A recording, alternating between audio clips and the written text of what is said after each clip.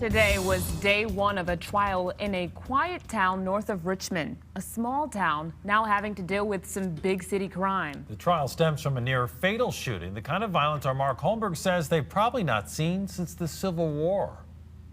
Welcome to the town of Bowling Green in Caroline County.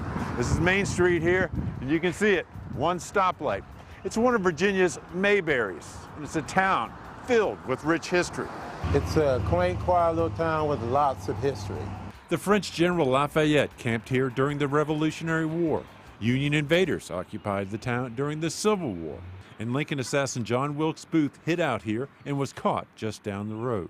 Bowling Green's very interesting in the fact that we had two fires, 55 years apart. Town burned down twice on Easter weekend both times. But now the little town is seeing big trials involving gang activity.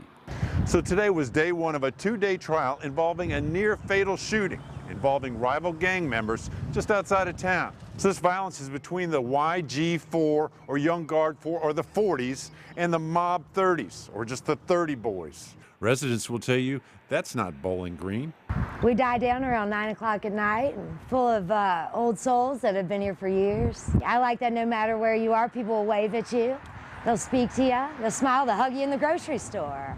This is beefing going on between young people in other parts of the county. Some gang that them young kids made up, and it's just ridiculous. Back in the days, we used to fight. Now they want to bring in guns. This was the town jail for most of the last century. Just 6 cells. Not much room for gangbangers. The most famous occupants were the Lovings, whose love led to a Supreme Court decision overturning laws prohibiting interracial marriages. And a few years earlier, a young and skinny Wilt Chamberlain spent one night in a cell there after he was busted for reckless driving by this man. Well, this was back in 1956 when I was a trooper.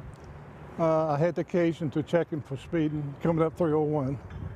He was living in Philadelphia at that time. He'd been to Richmond about going to college. He was only 19 at that time. That's patty cake compared with young gang members shooting at each other. This is some pretty serious gang activity, and there's been some pretty serious prosecutions going on in here.